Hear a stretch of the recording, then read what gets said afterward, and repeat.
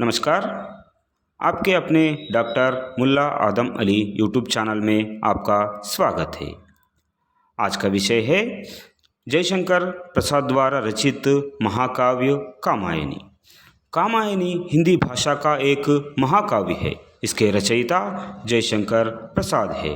यह आधुनिक छायावादी युग का सर्वोत्तम और प्रतिनिधि हिंदी महाकाव्य है।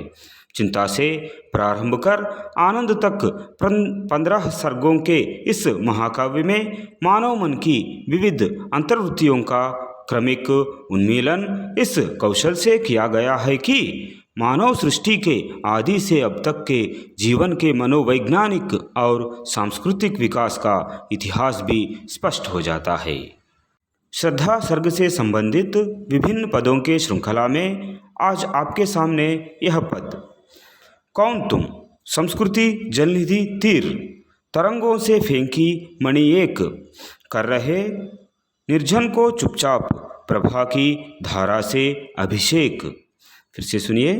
कौन तुम संस्कृति जलनिधि तीर, तरंगों से फेंकी मणि एक, कर रहे हो निर्जन को चुपचाप प्रभा की धारा से अभिषेक। संदर्भ। जयशंकर प्रसाद ने श्रद्धा सर्ग का आरंभ अत्यंत नाटकीय जिज्ञासा से किया है। समुद्र के किनारे विचारों में लीन बैठे हुए मनु से गंधर्व देशीय कामगोत्रजा श्रद्धा परिचय प्राप्त करने की जिज्ञासा से प्रश्न करती है। व्याख्या। संसार रूपी सागर के किनारे बैठे हुए लहरों द्वारा फेंकी हुई मणि के समान तुम कौन हो जो अपने व्यक्तित्व की दिव्य कांति से इस निर्जन प्रदेश को आलोकित कर रहे हो। विशेष।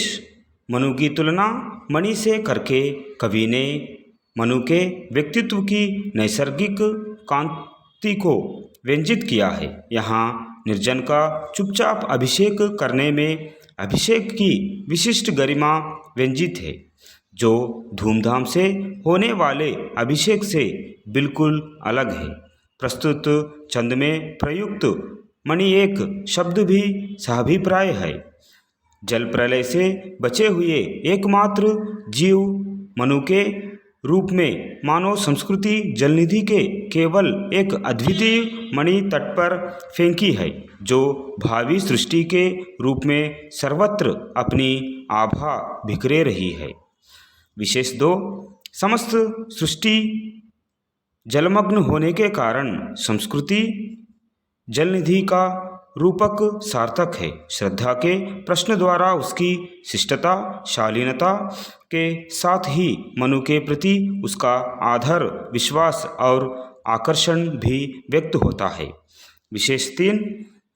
कुछ विद्वानों ने लिंगत्व बोध की दृष्टि से मनु पुल्लिंग से मणि स्त्रीलिंग की सादृश्य योजना को अनुचित माना है, किंतु जयशंकर प्रसाद की इस सादृश्य योजना का साध्य लिंगत्व बोध न होकर मनु के कांतिमय व्यक्तित्व को अभिव्यक्त करना है।